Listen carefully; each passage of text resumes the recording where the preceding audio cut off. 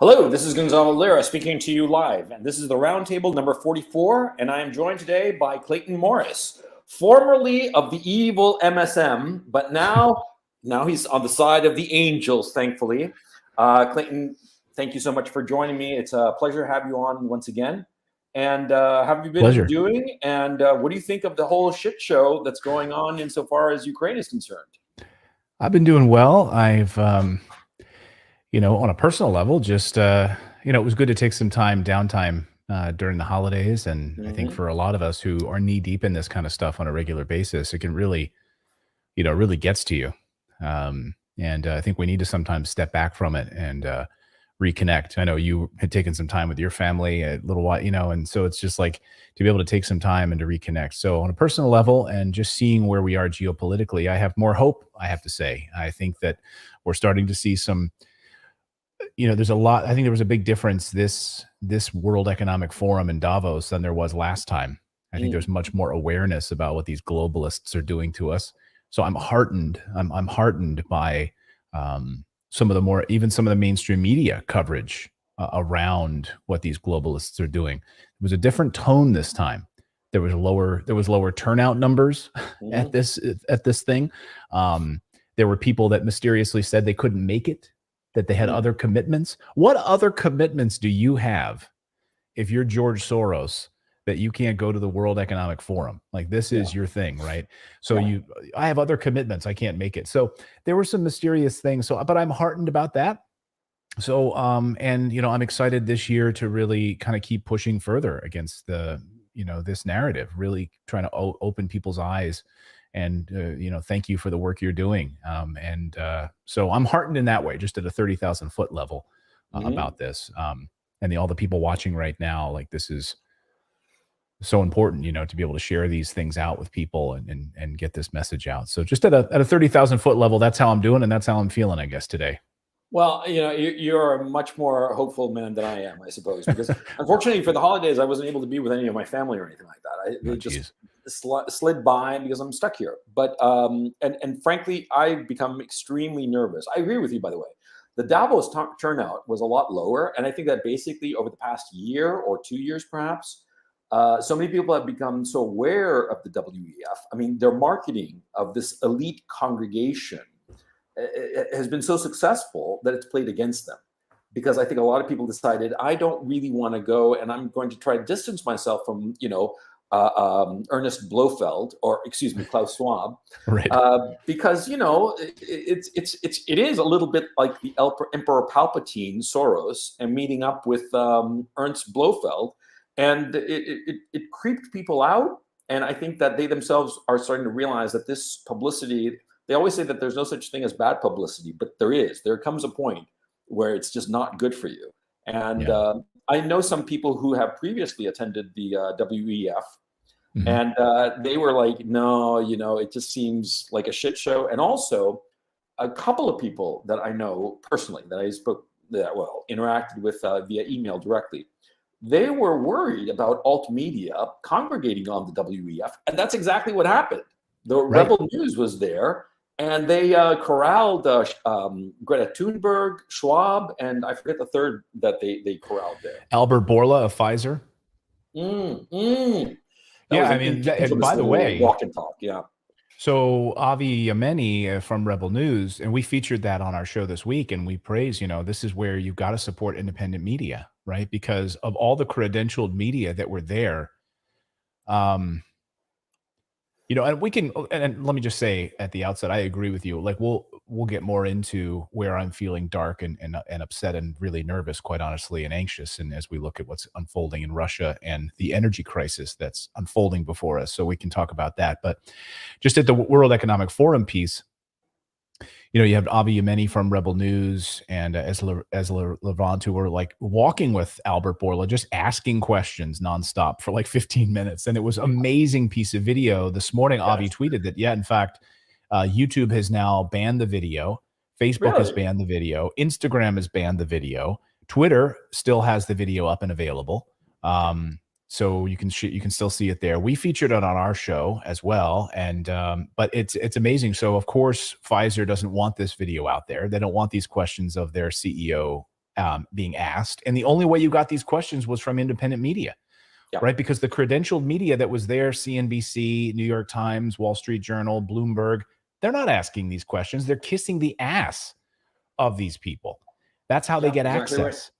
They are mouthpieces. They are mouthpieces of these people. And they want to have access. They would be shut out, scorned if they started asking tough questions. PBS, I don't know that PBS was there. Remember, PBS was asking tough questions of Bill Gates. Yeah, but they, at least Judy Woodruff was asking tough questions of Bill Gates, and I don't know if PBS was there or had access. And I know that there was quite a bit of blowback of Judy Woodruff asking questions about Bill Gates and Jeffrey Epstein. Like, you don't ask those questions if you're the mainstream media. But you were in the mainstream media with Fox News, right? Mm-hmm. And what was your experience? Because this is as an outsider to mainstream media. My notion is that a lot of these people decide that they are going to, in order to get access to these big names that can provide them with information, sometimes insider information, they are willing mouthpieces. And so, like, it's a trade. I'm an important person. You're a journalist. I'll talk to you and give you some, background information that might help you in some other story. But you have to say my bullshit. Is that basically how it works out? It's basically a quid pro quo.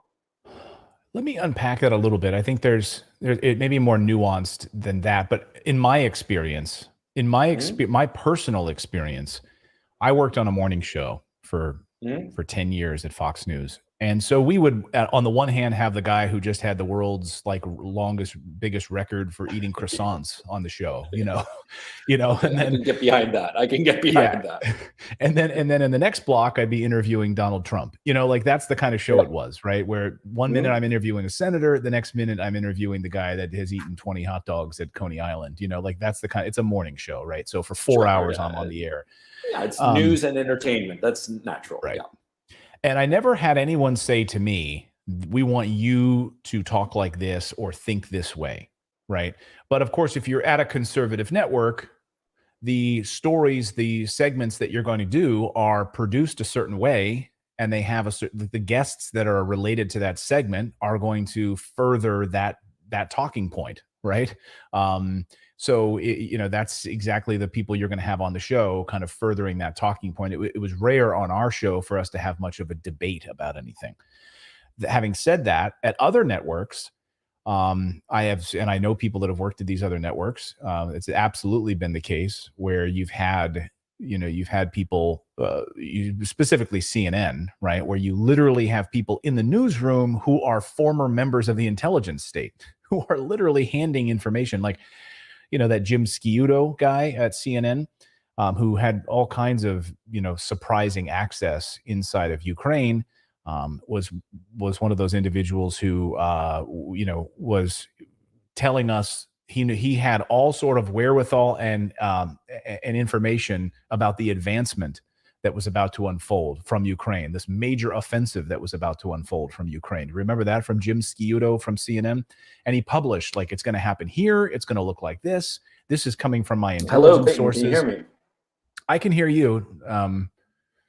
You kind of froze up and then went dark for a minute, so I just kept talking. Can you guys hear? Yeah, I can hear you. Hello? Gotcha. Can you hear me? Hello. Okay. Yeah, I hear you fine. Okay, I'm back. Okay. I'm sorry about that. My internet dropped out, and there's really nothing I can do about it. Sorry about that, chat. And I hope you didn't talk about me and my drug addiction and the thing with the goats and all that stuff. No. Anyway, I'm sorry.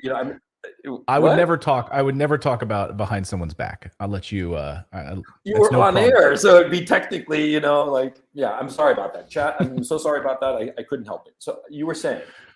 Yeah, no, I was saying, and I'm not sure what you heard. I was just talking about how no one ever at Fox ever told me to say anything. When I was hired by Fox and Roger Ailes, his words were to me, just be yourself. And that's all I ever was. I tried to have fun on that morning show, and I tried not to delve too deeply into politics first thing in the morning. I didn't think people really wanted that. But I will say that at CNN and other networks, absolutely, there's an agenda for this. And that they're being handed things from the intelligence state. So, for instance, Jim Sciutto. Hey, Alex. Hello, Clayton. Good to see you. Pleasure. I'll step aside, but I was just saying Jim Sciutto, remember, at CNN, who No, was don't step literally aside.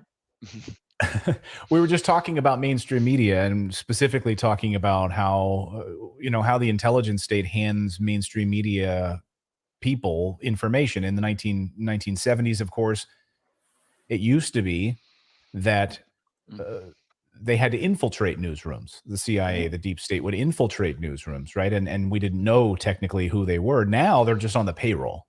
Now they'll turn to former head of the CIA, et cetera, is now on the CNN payroll. And now there's no hiding it anymore. And so when Jim Sciutto goes out there and does a story about he knows exactly how Ukraine is going to launch this offensive, and here's X, Y, and Z, I've been told by intelligence sources. Of course, he's a darling of the intelligence community, so that's how CNN gets access, is because they mouthpiece and parrot these exact stories. Barbara Starr is a perfect example, who just retired, parroting all of the garbage in Syria, parroting, lies in Ukraine. I mean, the list is endless for these people in the mainstream media and what they do. So that's my rant about the mainstream media. Now, Alexander, thank you so much for joining us. I greatly appreciated you being on, and I wanted to introduce you two guys because I don't think that you guys have ever interacted before, have you? I don't think so. No, No, we haven't tangentially. interacted, which is a great shame. Actually, it's very strange because, of course, I follow your videos regularly, your programs, your commentaries, Clayton, and I have to say I'm somebody who has a huge respect for your work. And, Likewise. Gonzalo, thank you for bringing us together. Now, I should say I'm not going to be able to stay for very long. In fact, about 20 minutes max, but I just I would say thank you, Gonzalo, and thank you, Clayton, and my pleasure. here I My am pleasure. for what it's worth. Yeah. Well, So, It's worth a lot. since It's a pleasure. Since we've got the Oracle of London here, what do you think of the whole Ramstein thing? Because that's a topic that Clayton and I were going to segue into, about how right. Well, they're basically gearing up for more weapons, not just tanks now, but the Dutch have talked about F-16s, and they're gearing up insofar as NATO is concerned. Right, there's two stories I think about Ramstein. One is the fact that they're doing exactly what you said, and I think we have to understand why, and that is that the situation in Ukraine is going horribly wrong. If it was going well, they wouldn't need to do what they're doing. But they even the British Ministry of Defence has just recently published a message on Twitter in which they admit that Bakhmut is going wrong. Things are going wrong, despite the fact, by the way, Clayton, that in Britain the media here is even more conformist and even more following the line the government is taking, if possible, than in the United States. Every so often in the United States you see a glimmer of a voice somewhere that says, maybe this isn't such a great idea, or maybe we ought to rethink these things. And of course, in the United States you have this enormous wealth of magazines, websites, military websites run by military people. We don't have anything analogous here in Britain, and that's a thing to always understand. So we have a much more uniform voice about the war. But even here, it's sort of breaking through that things are not going well. So on the one hand, escalate, send more weapons, send more tanks, send more infantry fighting vehicles, send more drones, send more fighter jets. But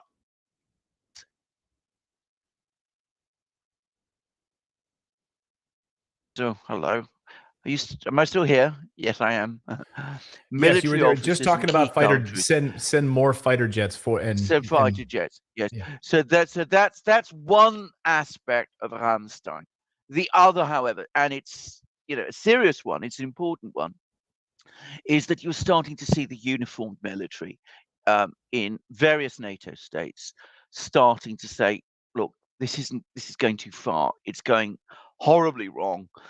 We can't go on like this. So we've had a whole succession of German generals, including the Inspector General, the former Inspector General of the German Army. In other words, it's equivalent to the Chief of Staff. He's come out, he's given a very powerful interview. General Kuyat, who said, this is crazy. Sending tanks to Ukraine at this time is wrong. It's not going to work. You've had General Milley saying, this is the moment for negotiations, not for escalating the war. you're starting to see things. Am I getting through? Am I getting through? And Yeah. there's also I mean, these are not rumors. It is a fact that apparently the BND, the German intelligence service, which incidentally is not part of the Five Eyes system, has now apparently provided a report to the Bundestag, the German parliament, in which they've said this isn't going well and the war isn't going well. And there might not be very much sense ultimately. I mean, that's what they said, but it's the implication of throwing more weapons and more things into this war because it's becoming increasingly dangerous. I mean, if we just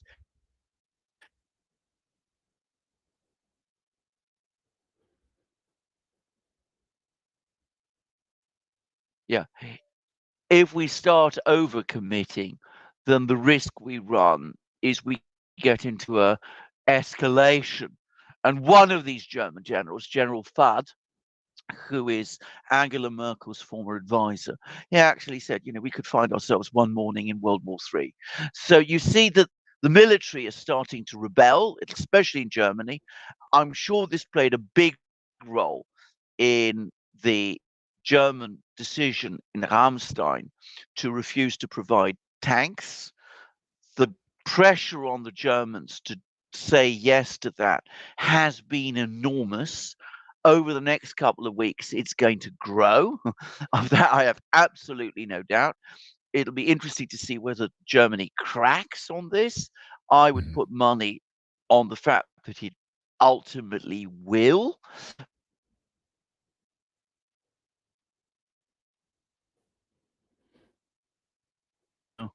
We see German public opinion, according to opinion polls, is starting to turn against the war.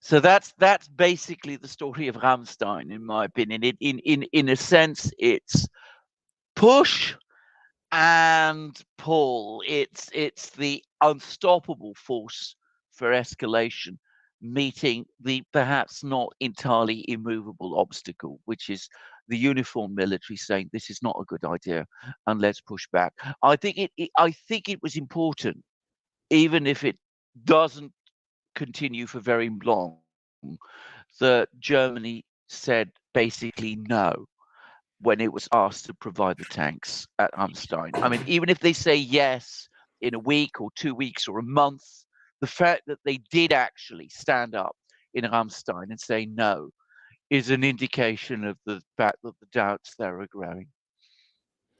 You talked about the idea of waking up on World War III. Can I just ask kind of a crazy, blunt question, which is, aren't we already in World War III? Yeah, no, well, you're absolutely right. And more people are, of course, saying this. Of course, when people talk about World War III, they talk about, missiles being launched and nuclear weapons being launched. In fact, what is happening is that we are in a kind of it's not a phony war, it's a very real war, but it's a World War III that is being fought out at many levels: military, economic, geopolitical, diplomatic. And it's a struggle, a raw struggle, like we've never seen at any time since the end of the Second World War. But it hasn't yet crossed that line where NATO forces and Russian forces are straightforwardly and openly fighting each other. And of course, if we do get there, then that will answer even, the people who want to pretend that we're not in World War III type scenarios. It will be a World War III type scenario, which everybody acknowledges. Yeah, I mean, because my thinking is that. Go sorry ahead. about that. And Go by the ahead. way, No, sorry go. about the Please. No, my thinking is that starting in February 24th, definitely this is World War III, and it's being fought on Ukrainian soil, but it's not Ukraine Russia, it's NATO Russia, it's the collective West, not just against Russia, but against Russia, China, and Russia. Really, I mean, U.S. NATO really pretty much against the rest of the world, because quite apart from the kinetic aspect and the economic sanctions aspect, you've had all these color revolutions that have been going on around the world. And especially as of late, I mean, in 2020, they tried to overthrow the Lukashenko regime. In January of 2022, people have forgotten about the Kazakhstan situation. That was basically a color revolution. It's very much, to me, it seems that the declining American empire, the leadership class recognizes that their grip on power is slipping, and they're lashing out in all directions. And it's not so much that they truly believe that China is going to invade Alaska or California, or that the Russians are going to make it to London. No, it's really desperation at losing their grip on power, and so that they're lashing out in an indiscriminate way. And interestingly enough, in a non-strategic way, because everything that they do is ad hoc. Everything they do is improvised. It's sort of like geopolitical jazz, which is horrifying because you don't know where the consequences will wind up. I mean, how far things can escalate, because sort of like you go in one direction and that doesn't work, so you go in another and you double down. As Alexander always says, the neocons who are running this show, because they're the ones who are really behind this nonsense, they don't have a reverse gear. They can only double down. And now they're seeing the situation in Ukraine and they're doubling down, and there's no end to this. That's my thinking at this point. What do you gentlemen think? No, I think this is exactly correct. They're making it up as they go along, because I think the original plan, which was a very simple one, but it failed. And I think this is an important thing to understand. I mean, we are very fixated on the military conflict, the fighting that's going on in Ukraine. But in some respects, that was not intended to be the really big conflict. It was the sanctions war. It was the expectation that, you impose the sanctions, you freeze the Russian central bank's assets, you disconnect Russia from SWIFT, you impose all these restrictions on their energy exports. And the universal expectation was that the Russian economy would collapse, that it would collapse like a house of cards. And of course, that hasn't happened. So that was plan A. And the failure of plan A and what was expected to be the sequel to the success of plan A, which is some kind of political crisis in Russia, was that, you have to move now to plan B, which is you have to now try and find some kind of military outcome which is working to your advantage. But the trouble with plan B is that it's not easy to control. So you're trapped in a sense if you can't give up on this in a cycle of escalation. So firstly, you send javelins and stingers, then you send artillery, then you send HIMARS rockets, then you send tanks and infantry fighting vehicles. Now you're talking about fighter jets, things that you always said publicly that you wouldn't do, but you end up doing it because you're still so invested in this project that you can't pull back. And of course, if you pull back, then of course you have to face up to the fact that this massive investment that you put into this project is lost. And that might have political consequences as well. So always the temptation is do something more, send tanks, send aircraft, send machines, perhaps squeeze the sanctions a little more, come up not with one cap on the oil, but two caps on the oil, come up with a cap on the gas. Do all of this. Eventually, you hope that something will happen and that the other side will break. And of course, the risk is that you're actually taking more risks and you're becoming more reckless and more irresponsible with every step that you're taking. Yeah, I agree. I agree wholeheartedly. And I think people forget. That was so spot on, Alexander, as usual, spot on. I think most people don't realize when you ask, what is the US dollar backed by? Most people can't answer that question. The answer is debt and military force. Of course, in the 1970s, when the US took the US dollar off of the gold standard, it is now backed by debt. We are a debt-based economy. And the only way to secure American hegemony is to shore up and make sure the US dollar is still the reserve currency of the world.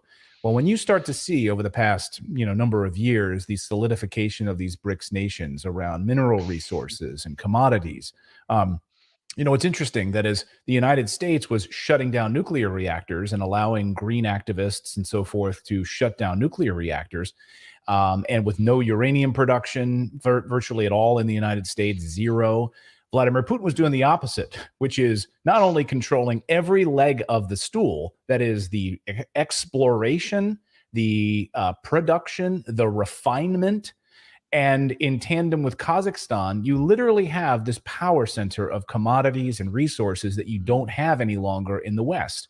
They're sitting on them. They just won't do anything with them. And now there's this realization that, oh, shit, the only thing we can do is maybe go after them and try to, usurp power from Russia. So it was a sanctions war. And it's interesting to look at all of the sanctions plan: oil, gas, coal. And yet and then, of course, one of the only things missing from that is uranium. And with one fell swoop, literally, Putin could turn off the lights in the West. And so there's this, to me, that is one of the most underreported, underdiscussed things, is the idea of what exactly Alexander's talking about. This is a sanctions war. It's about hegemony. It's about power. It's about the US dollar as a reserve currency of the world. And you're seeing, like, to Gonzalo's point, this like last gasp of like trying to shore up and make sure that the US dollar remains strength. And then this week, you literally saw the Treasury Department come out in the United States and run up against this debt ceiling, $31.4 trillion in debt. So now we need to borrow more money from the Chinese in order to pay Social Security benefits in the United States. Wrap your head around that for a second. We need to borrow from China in order to pay Social Security benefits. Like, who's in command here?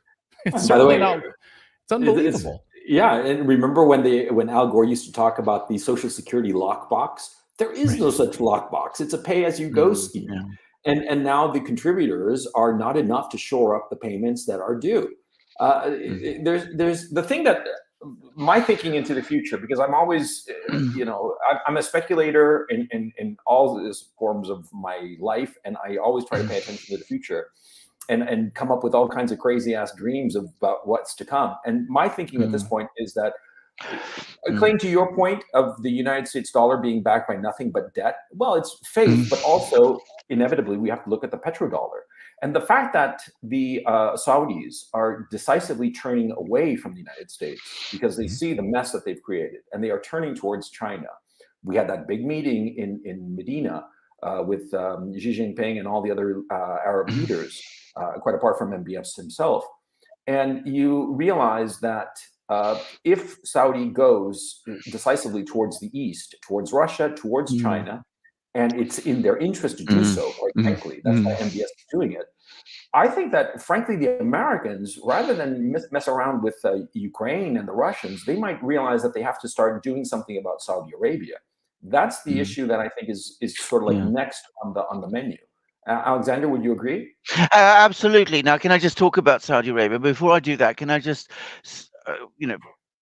come off a few more from the points that Clayton was making? Because, of course, the single most powerful coercive instrument that the United States, and by the way, the EU, the collective West, if you have have had to sustain dollar hegemony and the West's domination of the economic system.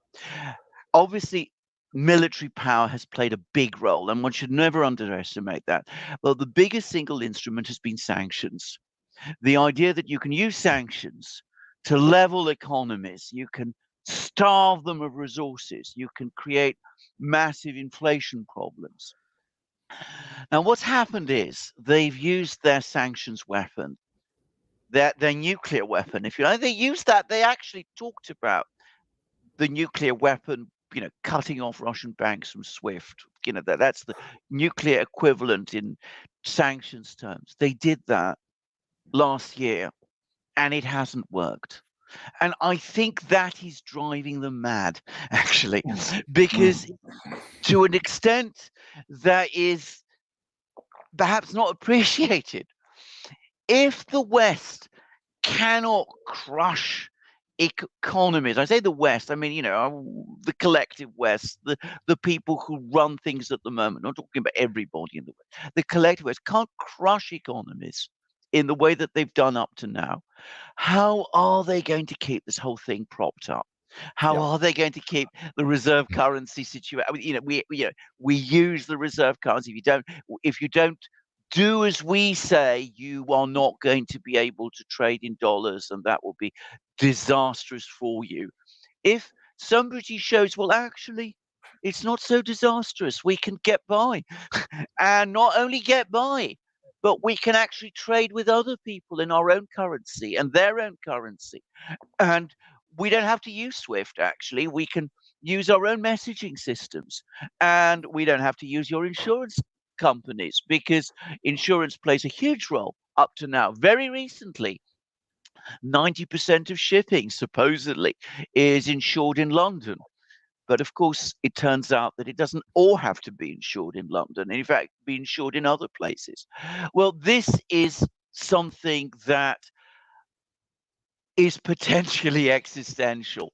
Emmanuel Todd, by the way, who is a French anthropologist, I've called him in the past a sociologist, but I gather he's an anthropologist. But you know, somebody who has written very, very eruditely about these matters. He has made this precise point. He's the first person, I think, to have made it. He said that if you're talking about Russia and America as the two conflicting parties in this, yes, this war is existential for the Russians. If they lose it, then, I mean, their position is going to be severely threatened.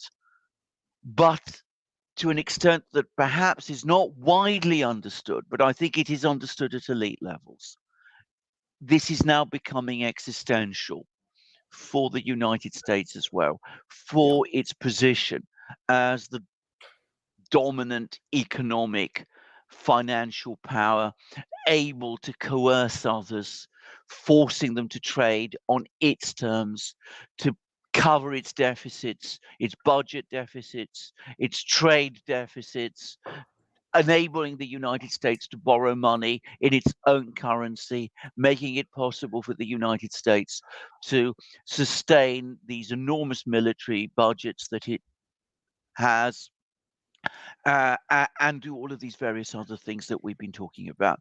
So it is becoming existential in that respect. Now, coming to the Saudis, because the other a point that is often overlooked about the reserve currency of the position of the dollar is that, of course, it's got many different causes. I mean, it's not, you can't reduce it to just one. But the petrodollar historically has been an important linchpin to this, because oil remains the single most widely traded commodity. And it's not just the single most widely traded commodity. It is the commodity without which an industrial system cannot function. We may be moving towards alternative energy technologies, but we still need oil. Oil is still important. You can't do without oil. So if oil is sold in dollars, is bought and sold in dollars, then it means everybody has to have some dollars in order to buy that oil, without which their industries can't work. Now, the Saudis, back in the 70s, they were the dominant oil exporter. They said, on behalf of themselves and on OPEC, we will trade oil in dollars. They're now saying something different. Right. They're now saying, well, actually, we're prepared to sell oil in any currency, euros, Chinese currency. This is a major blow to potential blow to dollar hegemony. And it is extremely worrying for the United States. And Gonzalo, you're absolutely right. They're going to pull every stop to stop this from happening. But the interesting thing is that there doesn't seem to be any visible dissent to this policy within Saudi Arabia or on the part of the other Gulf states. Now, that I think is indicative, because even with countries as controlled as these are, you would have expected by now that would be some visible signs of dissent. But so far, there has not been. And that does make me wonder whether some kind of discussion has been going on within these countries, not just within Saudi Arabia, but within the other Arab oil producers, and whether they've come to a consensus about this, and that they're saying to themselves, well, look, this isn't working for us anymore in the way that it did, and we've got to start thinking beyond the dollar. Yeah, I think you're absolutely right about that. Absolutely, is the petrodollar a major piece of this and trading in that? And of course, it's not. Is it wrong to say that it's not backed by oil in the sense that we don't have any oil left in the United States? When Joe Biden gets rid of, when we had 1-for-1 gold, right, as a gold standard, right? Mm-hmm. We knew what it was backed by. We knew that we had relatively speaking, an equal number of gold. There's a contention as to how much actually was there, and the auditing under Truman, what kind of auditing actually showed up. We don't. But nevertheless, it was the idea that there was a 1-for-1. Well, now that Biden has literally exhausted our strategic oil reserves, so what do we have to show for it as far as backing the U.S. dollar with oil as a 1-for-1? The only thing that really comes out, is to your point, is military, and that's one thing we've been talking about on our show for a long time: is military strength and sanctions. Well, what's important to recognize can I just make one quick point, which is the dollar has never been backed by oil. Right. The dollar has been backed by American power. Right. That is why the Saudis agreed to trade oil for the dollar, for dollars. Right. By doing that, they, of course, strengthened the dollar within the international financial system. Bingo. But ultimately, it's American power that underpinned it. American economic power, American military power. The reason the Saudis are moving away from that is because they sense that's fading, and they also sense that to the extent that it still exists, it's not working for them anymore in the sense that it once did, and importantly, that there are now alternatives. There are alternatives in the Eurasian system, in China, in Russia, places that they can go to, where perhaps in the 1970s, realistically, the only game in town was the United States. Yeah, because people don't know the history of it. It's very interesting. In August of 1974, just as Watergate was breaking, the Secretary of the Treasury at the time, William Simon, flew to Riyadh, and he cut a deal basically with the Saudis, because Nixon in 71 had taken the dollar off the gold standard. And by 74, the inflation was beginning to become rampant. And so the deal that Simon cut with the Saudi king at the time, and the Saudi leadership class generally, was that the United States would guarantee Saudi Arabia's, and really the House of Saud's, existence by way of American military power, on the condition that the Saudis would trade their oil in dollars, trade it, that is, sell it to third parties in dollars, and that the Saudis would invest their excedent dollars into treasury bonds. And see, that's the key issue, the treasury bonds, because it's the U.S. Treasury bond market that has propped up the American economy and allowed the United States to have this enormous debt. And by the way, you were mentioning that they have currently, the federal government's debt is $31.4 trillion, but that neglects three other asset classes that add on to that debt. That's agency debt, because each of the federal government agencies can issue its own debt. There's also state debt, and there's municipal debt. Municipal debt tends to be internal, but state and agency debt, you add that up, and you're talking really closer to about 45 trillion altogether. And so you're talking an enormous amount of debt that the United States is floating on.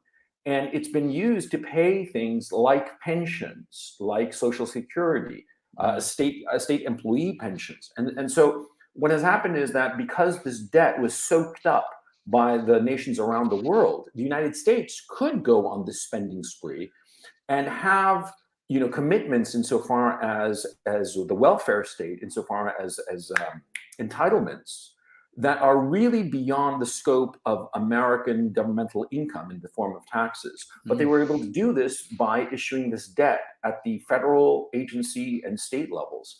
And so, you know, the bill has come due. And quite frankly, my perception of this whole situation is that it really goes back to the global financial crisis of 2008, where the financial system and the American governmental debt problem really came to a head.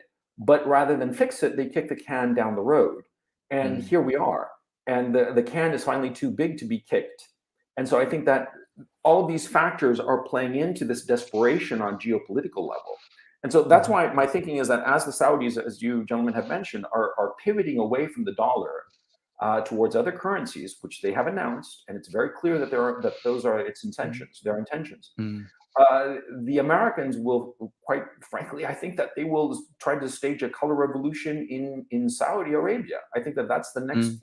That's why I think it's the next on their list, because of all these factors and their fear that really, if the global U.S. bond capital markets collapse because there's no longer faith and other currencies are being used to trade, then I think that the American system in the US would collapse into a hyperinflationary mess. And I think that that's what scares them domestically, which is the impetus for all these foreign adventures. Because as you mentioned, Alexander, the gentleman, that the anthropologist you mentioned, he's correct. It is an existential problem for the United States. And I do not see a solution to this problem. Do either of you gentlemen think that there is a way for the Americans to muddle through and get out of this mess? Clayton? Massive austerity, I think. I you know, again, to your point, the bill is due. And you have all of these pension systems that are collapsing. I mean, it's being held together with duct tape. And I think you're right about the 2008 financial collapse. They never allowed it to. They never allowed its. They never took the hit. They never let it just go through. I don't know if you guys have this in the UK, but there's a thing called in the United States called Imodium, which is something you take when you've got like you got some stuff going on, in your lower body, and it's really bad because it blocks you up. Right. And you shouldn't block you up. You should, when you got a virus, it should clean it out. You should clean it out with water. You should get it rid, get it out of your system. And that's exactly what they did. The Federal Reserve became like Imodium, blocking it up and not allowing it to collapse. No one went to prison in the United States as a result of the financial. No one. I mean, look at Iceland. Look what happened in Iceland, right? So you have a complete difference in when you have these people doing what they did and government then collapsing under the weight of itself, declaring back. So the United States never went through this catharsis, never had this cleansing. The IMF never put the U.S. on an austerity program. Exactly. Right. Yeah. And they never were forced to, atone for their sins. And of course, they just added more to their, the Federal Reserve never cleansed its balance sheets from 2008. They still had multiple, huge level of balance on their balance sheets when this next round occurred. So when the pandemic hit, they just added on more and more and more. And now the Federal Reserve is backed into a corner as we head into a 2024 election cycle in the United States. Because now you're going to see interest rates dropping, which they have now for four months consecutively on the mortgage front. So now you're going to see this pent up demand for housing. People are going to go back and start to buy. But the underlying foundation of all of this is still there. This isn't going away. They're going to start to print more money through quantitative easing, which is what's going to happen. They're going to shore things up to make sure that as we head into 2024, things are fine and interest rates will drop and they will never fix the problem. I don't know how this ends without total collapse. I mean, Jared Diamond is right, Well, can I just say, of course, because in Europe, we've actually been here. And what you're both gentlemen describing, in my opinion, and I live in the former imperial capital. The thing to understand, empire, I think, is not the wrong word to describe this. It's the cost of empire. The cost of empire is that it atrophies your domestic economy. It happened to Spain in the 17th century. Gonzalo, you come from a country which was supplying the silver that kept the Spanish budget running, even as the Spanish Habsburgs were ignoring what was going on in Spain itself. The fact that conditions were becoming unproductive because all this huge input of silver was creating inflation within Spain. And so wealth was becoming concentrated. The population in Spain was becoming immiserated. There was an enormous amount of inequality and division. And of course, it all collapsed eventually in the mid 17th century. The whole thing just went, down.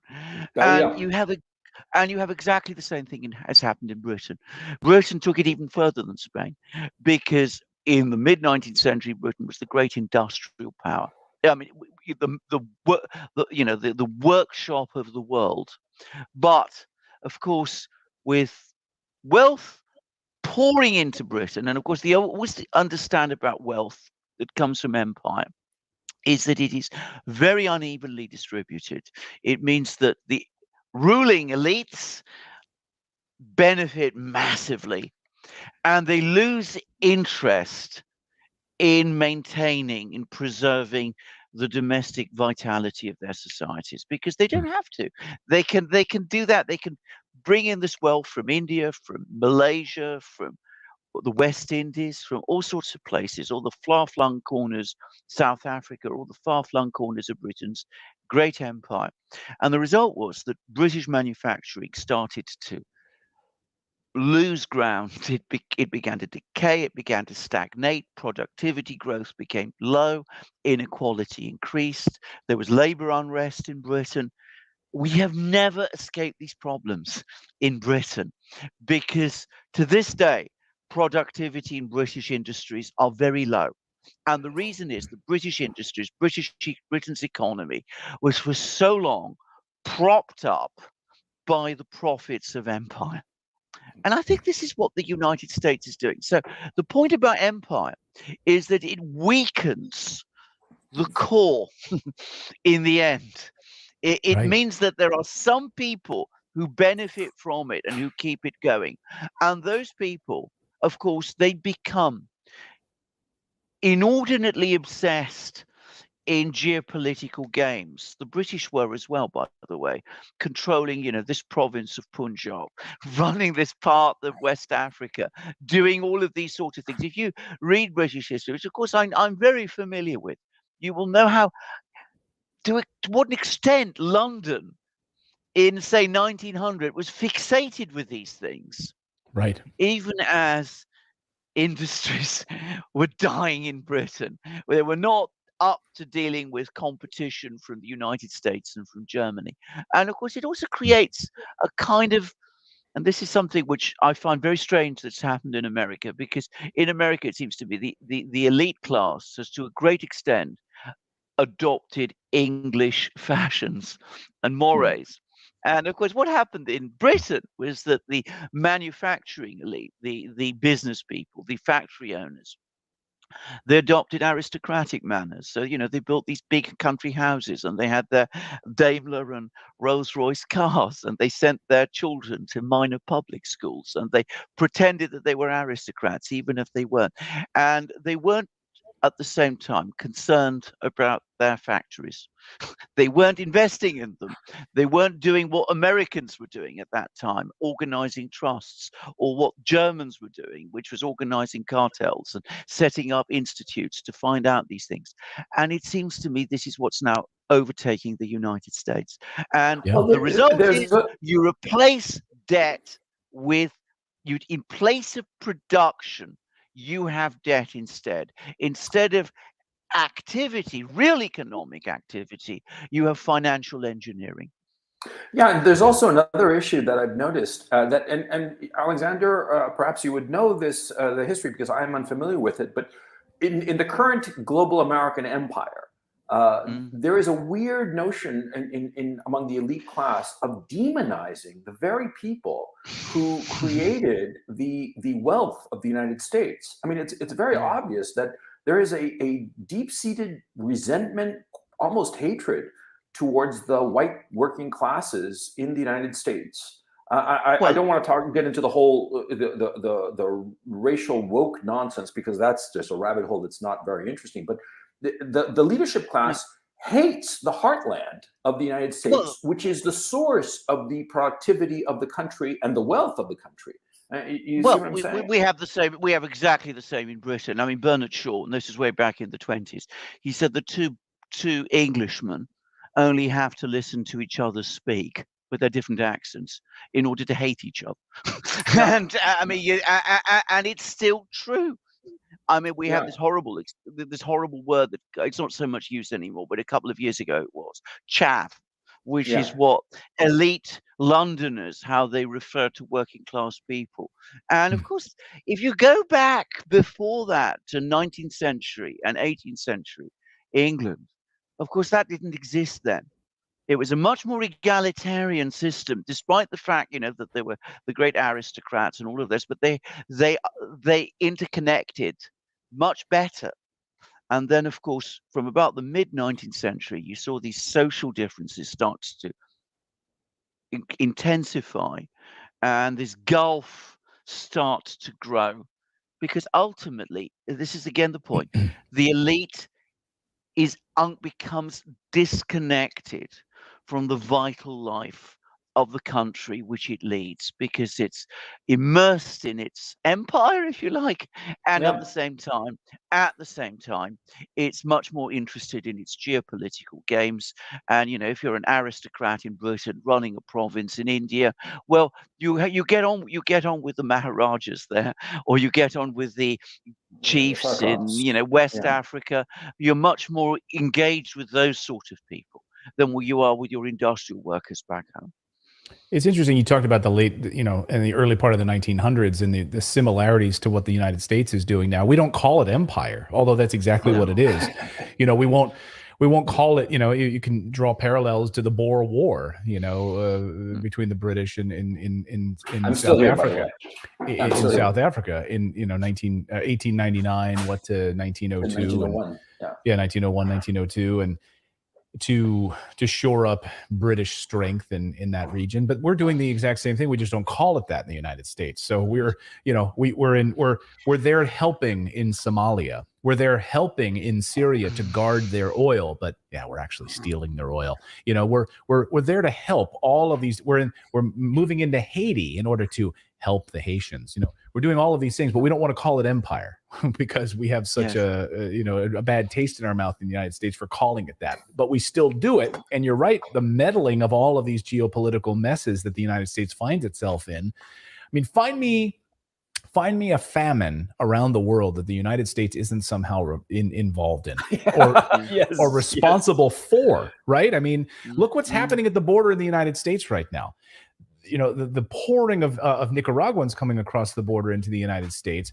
Who has created the unrest inside of Nicaragua, right? So we create these messes, and then now we're seeing the direct result inside the United States as a result of all of this geopolitical meddling around the world. Yeah. Well, this is actually very.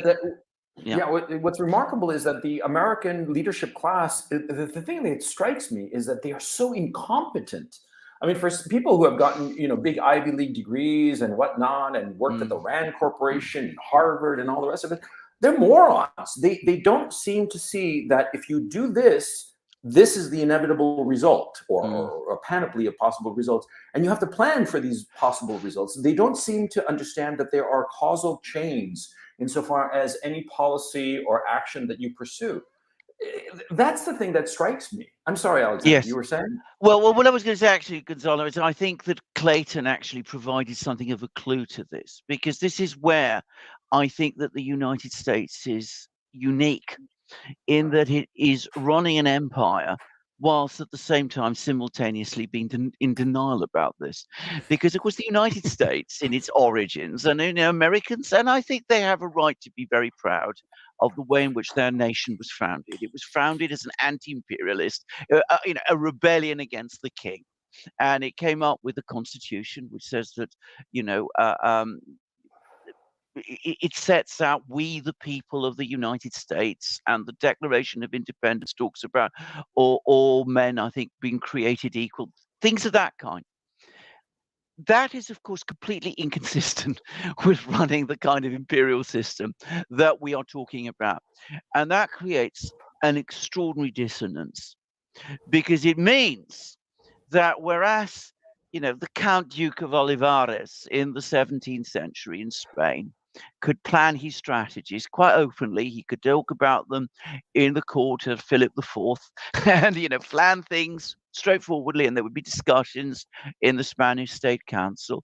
And if you're talking about Britain, Joseph Chamberlain could do the same in London. Could be absolutely open because he was proud of the fact that he was running an empire. In America, everything has to be done covertly. It can't be openly spoken about. It can't just straightforwardly say, well, we're planning to control Nicaragua. This isn't something that in America you're able to do. Right. So the result is nothing can be thought through because it can't be openly discussed. Everything has to be done inside the sort of secret underbelly, if you like, of the American political elite. Now, at some level, of course, discussions do take place, but it's much more difficult, and you can't call in experts. You can't, because the British people, that's the other paradox. It's one of the things about Britain was that not only did we have an empire, but many people in Britain were proud of the fact that we had an empire. So we could talk about things that Britain had to do, but you can't do it in the same way in the United States. And one consequence of that, by the way, is why it is so, comes back to an earlier point that you were making, Gonzalo, why America has to demonize its enemies to the extent that it does. You can't have a situation where, like you did with Britain, where, Chetwale, the Zulu chief, has, he fights the British, he's defeated eventually by the British after a terrible war, but he's then invited to Windsor Castle and has tea with Queen Victoria. You can't do that in America because, of course, if America is up against someone, Putin or whoever, they have to be Lucifer's representative on Earth, because that's the only way that you can mobilize support or at least rationalize within the United States what you're doing. Yeah, and there's actually, I'm sorry, Clayton, please go ahead. No, I was going to say to your point about these, if we asked Americans these questions straightforwardly about, do you think that the United States should be, funneling this amount of money into Ukraine, or doing X, Y, and Z in Somalia, or taking over Nicaragua, or invading Haiti, which is, of course, what they've been wanting to do and getting international support for an invasion of Haiti. Most Americans, if they knew what they were up to and they were straightforwardly asked if they would want that, they would absolutely say no. They would absolutely say, no, we don't want that. If they knew most Americans have no idea what we've been doing in Yemen, what we've been doing in Syria, what we've been doing in Somalia, what we've been doing in God knows wherever else. I mean, and if we knew about it, we would say absolutely not, but it's kept quiet, hidden, and blocked, and they're not allowed to know about it. Yeah, actually, you're absolutely right, Clayton. And the thing that strikes me about what Alexander is saying is, the unwillingness to see objectively that the United States has become an empire leads to this hypocrisy and leads to this Manichaean view of the world. Us, we are good; them, they are all evil. And their motivations. This is the interesting part to me, that the Americans dismiss the rational motivations of their opponents, and rather than work with them, they just bully them. And this has actually been the modus operandi of the Americans since the end of the Second World War, quite apart from the Cold War. But in other countries, it was sort of like a bullying attitude. Certainly after the collapse of the Soviet Union and the unipolar world, that has definitely been the approach, always bullying and never looking at the motivations, the rational motivations of their opponents. Yeah. And so instead of working with them and trying to find a peaceful resolution, or at least a compromise that works for everyone, they just roll in bully-like, flatten the place, and declare victory. I think that they have been repeating this approach with all of their opponents, especially after 1991. But now we've reached a point where it is just not possible, because the Russians aren't going to stand for being rolled over in the way that the United States has done with other countries like Iraq, Libya, Syria, and what have you. I think I'm afraid I'm going to have to leave in a moment. I just wanted to say something about the United States has never been terribly good at diplomacy, and there's a historical and very simple geographical reason for this. Historically, the United States has dominated its immediate neighborhood. It's protected by the oceans. It's not had to deal with neighbors who are as powerful or more powerful than itself. So it's not had to develop this great tradition of diplomacy that we used to see in Europe. So the Americans have never been particularly good at diplomacy, and I think that's a fair comment about this. Yeah, but it has got much worse recently, and I think one of the reasons is that as American power is slipping, they feel that they have to assert themselves even more in order both to achieve whatever outcome they want to achieve, but also to reassure themselves that they are able to be, that they're still the dominant force. It reminds me of a toddler. Toddlers cry and freak out and throw things because they can't communicate. Yes. Right. And that's exactly what's here. They can't communicate, to your point. They can't be diplomatic. They don't have strong diplomacy. And so they push and they show force. And that's what they've been doing. And to right back to the Saudi Arabian point at the very beginning, it's exactly what's happening here. Absolutely. My friends, my very good friends, I'm afraid I have to leave at this point, but I was longer here than I expected because this has been such an amazing discussion. Thank you again, Gonzalo and Clayton. Let's definitely stay in touch. Yes, absolutely. We'd love to have you on. Thank you very much for hosting. Thanks, Alexander. Absolutely. Right. Bye.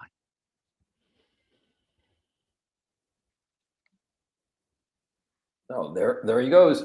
I should have told chat to bid farewell to our guest with a +1 on chat, but next time.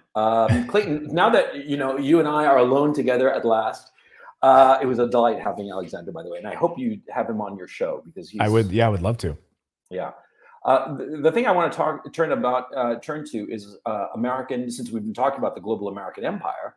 We inevitably you start obsessing about the leadership class of the global American empire. And, all these revelations are coming out about misplaced documents and classified documents and so forth and so on, insofar as Joe Biden is concerned, Joe Biden personally. I think that this is an effort by the deep state, by the entrenched bureaucracy and certain political players in the background to get rid of Joe Biden. And to replace him, perhaps with Kamala Harris, and there are other people, Joe Buttigieg, I forget his first name, Pete Buttigieg, or Gavin Newsom, God help us all. Yeah. My appreciation, looking at it from thousands of miles away, is that with all of this wall-to-wall mainstream media coverage, it's a signal that they're ready to get rid of Joe Biden. Joe has to go. Do you think that's a fair assessment? Mine as well, and I've said it on our show. I've said it now for, most recently I said it maybe 3 weeks ago. And I said, look, this may sound like a conspiracy theory, but the fact that these documents are showing up, I don't know if I said it 3 weeks ago, 2 weeks ago, when this story first broke about these documents, I said, this whole thing smells fishy to me. And the fact that they were discovering these documents in multiple locations, and suddenly the coordinated discussion about them was being rolled out. CNN has the story first. Really? Again, CNN, the only way it gets this information is directly from the intelligence community, right? They get it from their inside deep state intelligence community, the permanent government, right? When I say deep state, this is not conspiratorial. It's the permanent government. It's the permanent unelected government that stays there, will be there long after Biden is gone, has been there for 50 years. It's permanent. So I absolutely believe that that's the case. I think it's clear that these documents were planted. It was an easy out for them to, and this is, when he said he was going to run in for 2024, I think you saw some real fear in the Democratic Party. Like, oh shit, how do we respond to this? How do we really? He's going to run. So you think that was it? That was the trigger? I think in recent weeks, we heard him say without a doubt that that's the case. We heard that from the podium of the White House that that's the case. But I also think you're seeing concerns around his resolve in certain military conflicts. And I think that's also a concern. Remember, they want a permanent war. They want a permanent military incursion in these places. They want the money to keep flowing for the deep state wants this.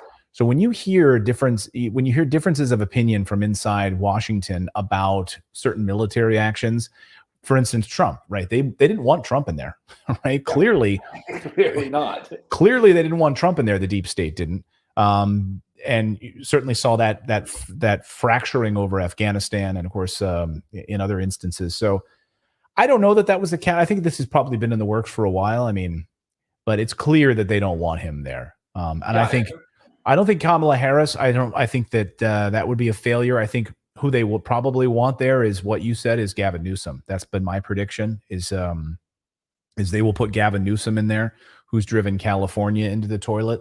That's exactly who they want to carry out these globalist agenda on, on everything that he's been pushing in California. He's the perfect Democrat for them right now. He's the perfect front.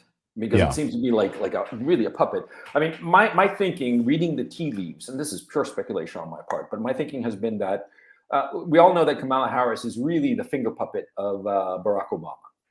And Barack Obama, unlike any other previous president, is neck deep into the little schemes and the little plots that they're carrying out behind the scenes. Right. And it seems to me that, the reason that Kamala was picked was because Obama wanted it. That's very clear. And her career is because of him and the people around her who handle her. They're all Obama people. And so but at the same time, Ron Klain, the chief of staff of Biden is he is an Obama figure, I believe, right? I can't recall offhand, but it's not important. Yeah. The point is, it seemed to me that, Joe, they wanted to get the Obama faction wants to get rid of him to put in Kamala, but there are other factions, the Clintonista factions, who want their guy too. And you're thinking that they're going to settle on Gavin Newsom, because I remember a couple of years ago they kind of like trial ballooned Pete Buttigieg. Remember those photos when he and his husband, Smirk, presented the world with their two babies, which were adopted or purchased or what have you. And it was so funny, that picture of the two of them there sitting with these two babies, and they both had like hospital bracelets, the kind of bracelet that you get when you are checked into a hospital, like with new mothers. And they're just picking up a couple of kids, like you'd go and get the groceries. I mean, right. Like they've been through labor the past 3 days, getting a C-section, and tell that to my wife, who was in the hospital for days and could barely walk after a pinched nerve after giving birth. Right. But they got bracelets because they suffered. Right. Yeah, exactly. Right. And so, they trial ballooned him. He was a bust. And so, I'm wondering at this point, how are they going to, because I agree with you that they want to put Gavin Newsom, or at least several factions of the deep state and the backroom politicos, like the Clintonistas and what have you, want to put Gavin Newsom. I'm wondering how the hell they're going to get rid of Kamala, because with Nixon, they got rid of Spiro Agnew by way of income tax stuff and the land deal in Maryland, right? Right. And so that's how they got Gerald Ford, who was one of the deep Warren state Commission. Yeah. And so how are they going to put Gavin Newsom? I mean, wouldn't they have to get rid of Kamala first? I mean, it would be insane to have Joe Biden, then Kamala Harris for a year or so, and then get rid of her and put in Gavin Newsom. I mean, how do you figure that they're going to achieve this goal? Which I agree, money. That's their goal. Money, and I think just look at George Soros and the millions that George Soros has funneled to Gavin Newsom. So, I think and not just to Gavin Newsom, but all sort of pro Newsom PACs and so forth. So I think it'll come down to money and power. That's where the mechanics, I can't imagine it. I mean, it's like we're watching a TV show and we're trying to figure out what the next episode is going to be. You know what Yeah, I mean? you know what's interesting, because I don't think they always have, I think sometimes, and I think you're hitting on this, we give them too much credit for having thought Yeah, about this like three-dimensional chess many, many yeah, years in advance. And I think in many ways they have a lot of these pieces in place that they think. And you mentioned Ronald Clayton, of course, who, yes, was an Obama right, aide. He was a Clinton aide as well, right? These yeah, deep state, these people that are sort of permanently there and part of this process. But I think that they give money to these people and they almost like let them fight it out. We're gonna have a primary. There's mhm, going to be a primary, whether you like it or not. And so mhm, I think in many ways it's a testing ground. They will give money to Newsom in a big, big way. And if he shoots himself in the foot, then they've got Kamala, who's right there and can also do their bidding. Because you yeah. see, Kamala is very much, she's like tofu. As you saw, she absolutely absorbed everything, right? Yeah, She has none of her own political opinions. She's all absorbing whatever is necessary at the moment. So she is like yeah, a sponge. She is like tofu. She will absorb the flavor of whatever they want. So I feel like they feel like, okay, we got her, but she's been a disaster. oh So yeah, let's funnel as much money we can to Newsom. We will have a primary, and now it's not starting in Iowa anymore. We will see how Gavin Newsom does in South Carolina first, and we will see how this. And by the way, I should mention, as a student of history, in political history specifically, it's very rare, actually. I mean, most of our presidents of the United States end up, at least in modern times, have been governors, right? mhm. It's very, very rare. Uh, uh, Oh yeah, you're it, right. Yeah, if you think about it, it's rare for senators. Almost no senators are ever elected president of the United States. It's no, very rare. John yeah, F. Kennedy being one of them. Of course, Joe Biden being another. But it's very rare for this to happen. Senator Obama, but almost never. So governors end up having the machinery in yeah. place to make it happen. So I think Gavin Newsom is probably right there in the driver's seat. And I think he's going to. We'll see. I don't know. We'll see. But what he's done in California has been an absolute train wreck.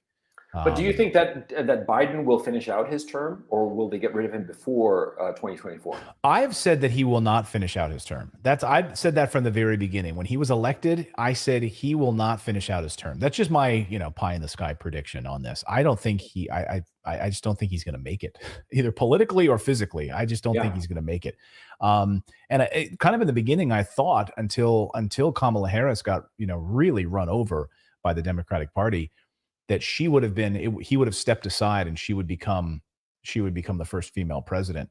And then there would always be that asterisk, right?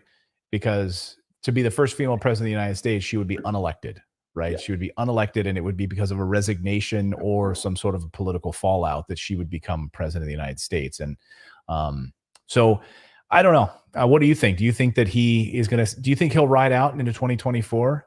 That's a good question. Physically, that's a big issue because he is clearly deteriorating, and people have done these graphs of showing how many days he's had off and whatnot. I mean, the majority of his time has been resting because the poor man. I mean, whatever you think of Joe Biden, and I personally despise him. When I first came across him and paid attention to him back in '91 with the Clarence Thomas hearings, I just despised him. He just seemed like just clearly, put in place there because of the credit card companies in Delaware, and just an awful human being. I mean, just despicable.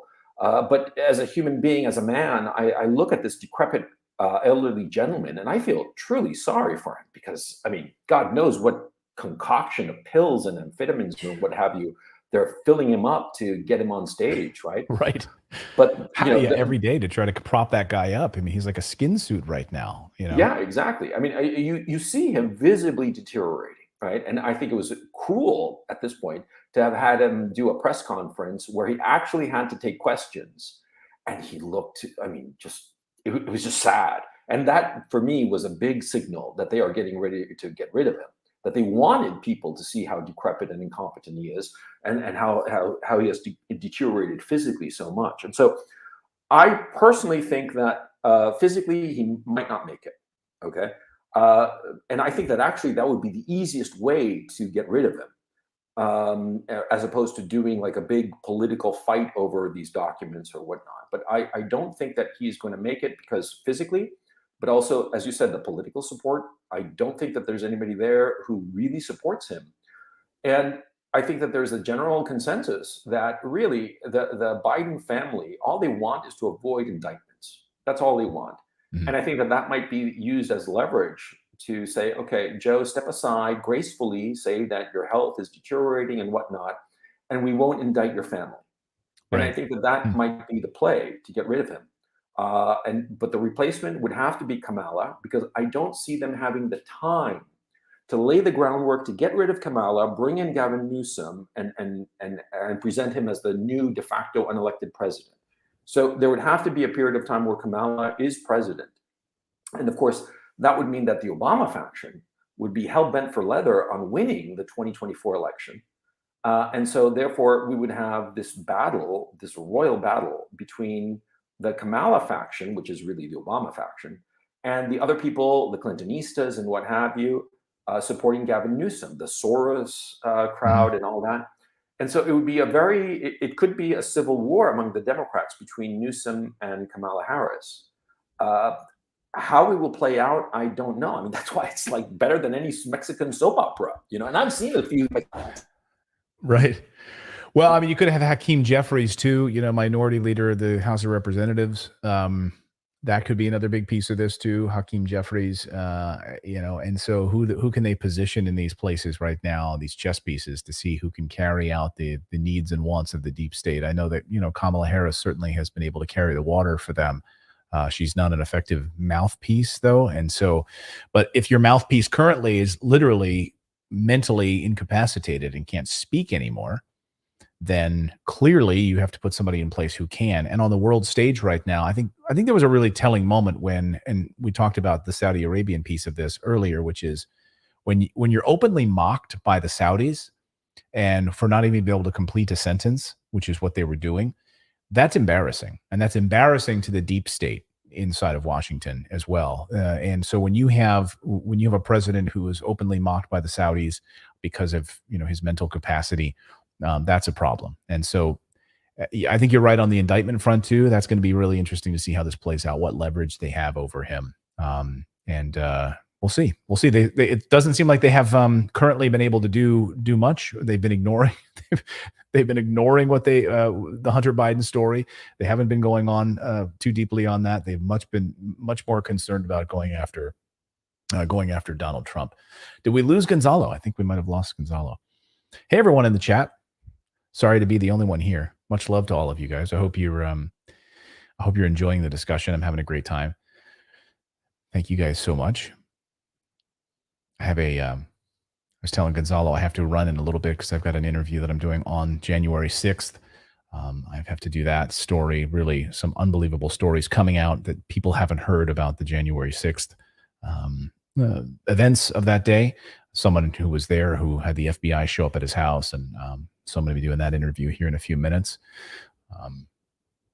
But great to see everyone. 6-0. Nice to see all you guys in the chat. Bucky John Duma. Start rocking and rolling. I don't have my guitars up here. Oh, I do over there, but they're not plugged in. Good to see you. I would love to. Shay Ray's Rebellion. Shay's Rebellion did nothing wrong. Big Red says Gonzalo got hit by a CIA operative. No, hope not. I think he just had some crazy internet there, dealing with some crazy internet stuff there. And Constantinian says Clayton's voice is warming. Thank you very much. I'll tell my wife that when she yells at me about something, or when we get in an argument about something, I'll be like, I want to calm you down with my soothing voice. And she'll say, what? I'll say, hey, Constantinian in the chat said that my voice was warming. And she'll say, well, Constantinian, he is in a war zone after all. I was literally doing an interview right before this with a scholar, PhD in Tehran. And for 45 minutes, we were dealing with her internet access in Tehran. And so just really difficult. So sorry about that. No worries. How's your internet there? And how do you, I'm curious. Curious what your internet's like there in Kharkov. It's so efficient and so fantastic. See, I only drop out just like 3-4 times per hour. I'm so sorry about that. Chat, please excuse me. And Clayton, thank you so much for taking over the show while I was, incommunicado. No worries. It's the goddamn internet. I don't know what the hell is going on. We do have the situation here in Kharkov. I'll give you some local color. Because of the Russian missile strikes all across the Ukrainian energy grid, which is they're destroying it or have been hitting the energy grid consistently in order to interrupt the train system, which is how the Ukrainian army is moving tanks and gear and men from place to place. And so Kharkov is kind of like out of the way of the overall central grid. But yet it has been struck repeatedly. And basically, I would say that something like roughly 60% of the city gets electricity. There are buildings, office buildings and such, non-essential buildings that have no electricity whatsoever. And in a lot of these buildings, it's become so cold, and I had to go to a couple of them, office buildings, that, inside there's no heating, because without electricity, there's no heat. And so the priority is, of course, to make sure that dwellings, residential dwellings, apartment buildings, and so forth have heat. And so they get priority insofar as electricity is concerned. And so office buildings of various sorts, including some government buildings, have no heat whatsoever. And so the toilets have frozen. Oh my gosh! Oh yeah, literally, yeah. Like frozen solid, and you have no idea what kind of damage that must have done to the piping system. I mean, the infrastructure damage has been enormous, and it's really the toll is only going to come due come the spring or come peacetime, when a lot of these buildings are just not going to have any kind of sewage or water supply of any sort, and it's been a little bit of a nightmare in that regard. And so they won't know, and they won't know the damage of the piping until they start running water through it again, right? And that's when it's going to be a disaster, as you point out, in the spring, when actual water can start flowing through these pipes again after they have electricity, and then they can see the extent of the freezing and the damage for these pipes that have not had warm water flowing through them. It's going to be and you got to keep in mind that the big problem is a lot of these offices, all kinds of office buildings today, the sprinkler systems in the ceilings, they have water pressurized right up to the nozzle, because of course they have to be able to release water the second a fire is detected. And so all of those fairly thin pipes, they're all going to burst. It's going to be a nightmare. Wow. And so it's it's going to be a whole shit show in that regard come the springtime. And it's the way it is. I wanted to bring in one of my Patreon supporters to ask a question or comment. Coffee 2XS, how's it going? And good to have you on. Having coffee 2XS right now. Me too. I just finished my cup. Cheers. Cheers. So what's on your mind, man? Well, I can't buy whole beans in America anymore, so this is getting critical. I'm sorry, what do you mean you can't buy whole beans? When you go to the supermarket, you have a choice between the red can of coffee and the blue can of coffee. And we used to get like all kinds of different whole bean coffees from single origins, like Ethiopian. What state or city are you at? Just to know.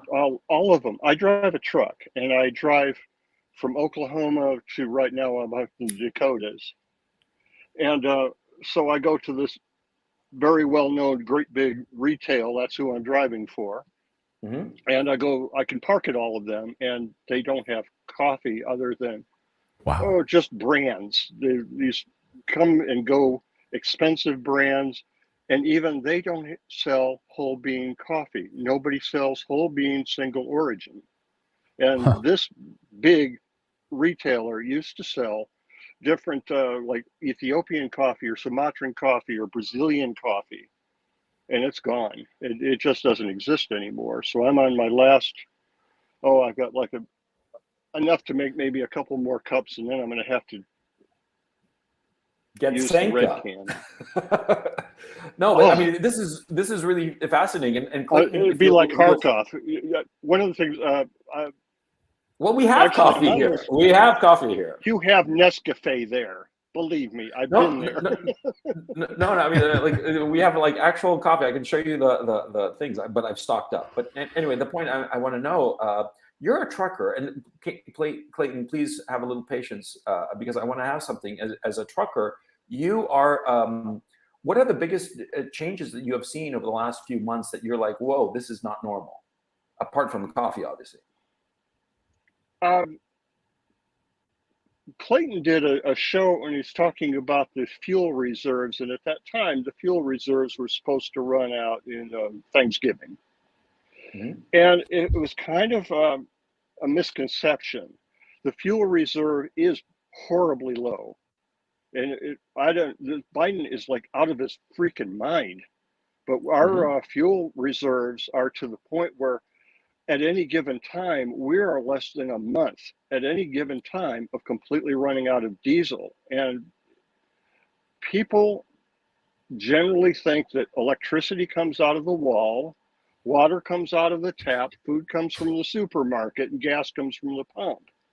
And they don't understand the logistics involved in how did the supermarket get the food? How did the electricity get to your wall? And when we run out of diesel, it isn't just that you're not going to have lettuce in the supermarket. You're not going to have farming. Run out of diesel, and literally the country dies because you can't do these things with firewood. No, you are the backbone. We've talked about this on our show. You are the backbone of the entire infrastructure, the trucking, what you guys do. And without you, we would be absolutely screwed. And we talk about, there's a great book called The Secret Life of Groceries. Most people, to your point, have no idea where the stuff comes from. They think that they can just go get avocados at the grocery store as if that's just, they were grown down the street. They have no, people are so far disconnected. You have to go to Class Supermarket in Kharkov to get avocados anymore. Wow. So, yeah. So, coffee, do you have a specific question for Clayton? Actually, I just had a compliment I want to give to you or any independent journalist on this show, this format, or many others. Is years ago, I stopped watching news. I got red-pilled by a gorgeous lady. She was doing the unthinkable sin on YouTube of translating what Putin said because she grew up in an English, Russian-speaking household in New Zealand. And she understands the nuances of both English and Russian. And she got pissed off because she heard somebody saying that Putin was saying this and that. And she was sitting there, this is absolute bullshit. That's not what he said. So she made a YouTube video about it. Her name was Inessa S. And when I saw her, I found out that I was just handed so much crap that I finally got to the point where I will not be in a room with a television with the news on. I can't stand to be in the same room because what they're talking in the back of my head is like, what the hell is that crap? What do you mean Ukraine's going to win this war? Like, where do you get this stuff? And but independent journalists, here's the value of independent journalism. You guys in independent journalism live and die on your credibility.